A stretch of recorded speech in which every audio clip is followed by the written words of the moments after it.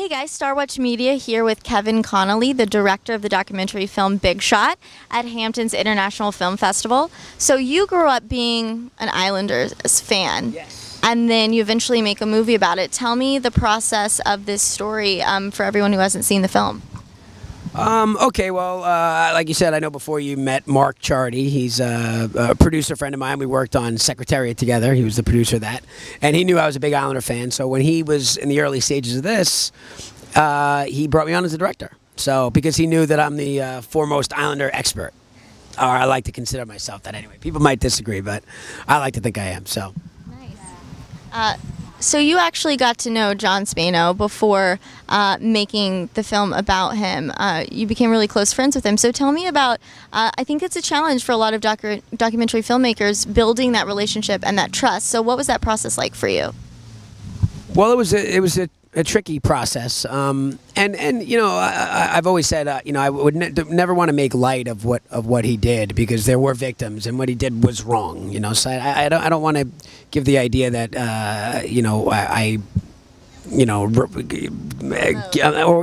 or make any excuses for him. But I don't think he's a terrible guy. You know, and the process was slow. It wasn't something that he wanted to do right away. It took a little time to kind of warm him up and just to build his trust. And eventually I got him to sit down and do the interview, which was stressful, to say the least. So this is a guy that, you know, has a net worth of $2 million and buys, if that, and buys a sports team. So I think that how he did it is kind of lucid, and that's what the film explores. So to you, how did this guy pull it off? Well, I mean, by the way, I don't know that $2 million is even a fair number of his net worth. You know, listen. I think in this day and age, it'd be far more difficult. You know, I think at the time, faxes and it's just different. And also at that point, nobody had seen it. Nobody had seen that kind of thing before. So I think a lot of people, and I think he changed the landscape for pro sports in general. The vetting process is a lot more involved and way more hardcore now. But how he did it was really just having sometimes, you know, just the confidence. You walk into the room with the right confidence and the right people believe you. So for you, I'm sure you had to do that a few times, especially making this movie and the people you had to interview. Tell me about some of these interviews and some of the people that were uncomfortable, or, I mean, it is a very controversial, touchy subject. Well, it was great to interview. Some of the people that I got to interview, it was just amazing, because a lot of them are Islanders. So I got to interview a bunch of childhood heroes, and yeah. Then there were the uncomfortable interviews.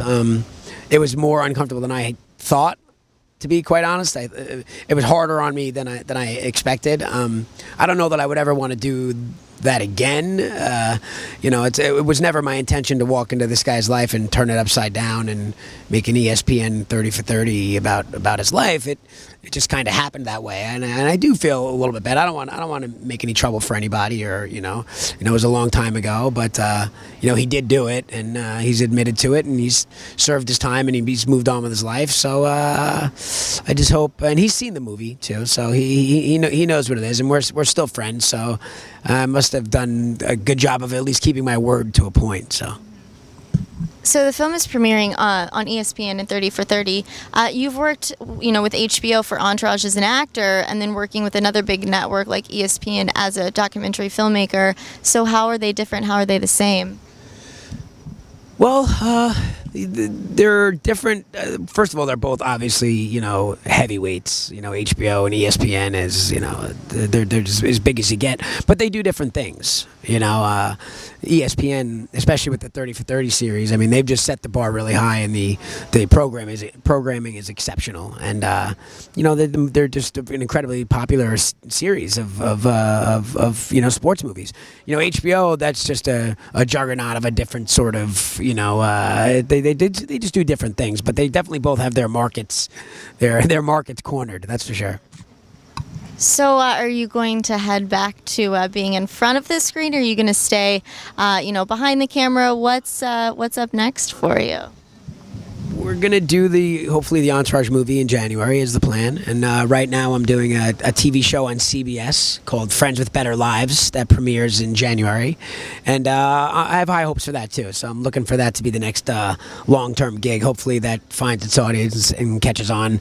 It's tough. CBS is also another, I mean, they have the biggest shows on TV.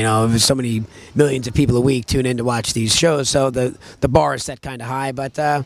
I've been lucky before. Maybe we'll get lucky again, and this will have similar success with the new show. We'll see. Well, so you're here at the Hamptons, and the film is premiering. You guys premiered in New York like a week ago.